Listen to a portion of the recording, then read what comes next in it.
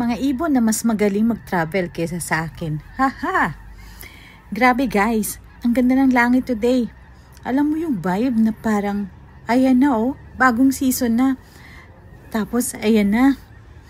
Mga ibon oh, nagpa-flying V formation. Like, excuse me po, ang coordinated nila no? Parang may group chat na may attendance check. Haha! Every year, nagiging runway ang langit. Mga ibon, ready to take off, no baggage fee, no visa. At walang delay ha, just pure migration or migratory goals.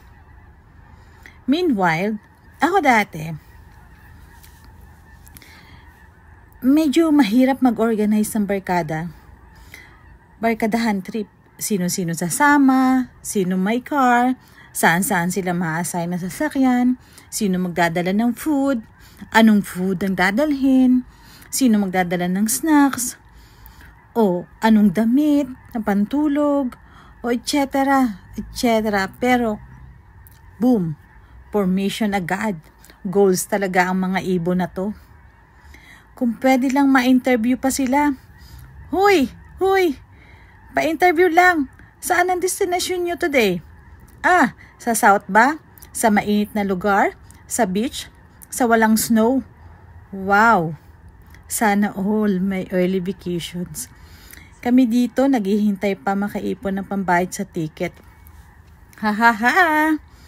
But seriously, ang ganda panoorin parang reminder ng pagbabago na ang seasons. Bagong simula, bagong hangin, bagong chapter.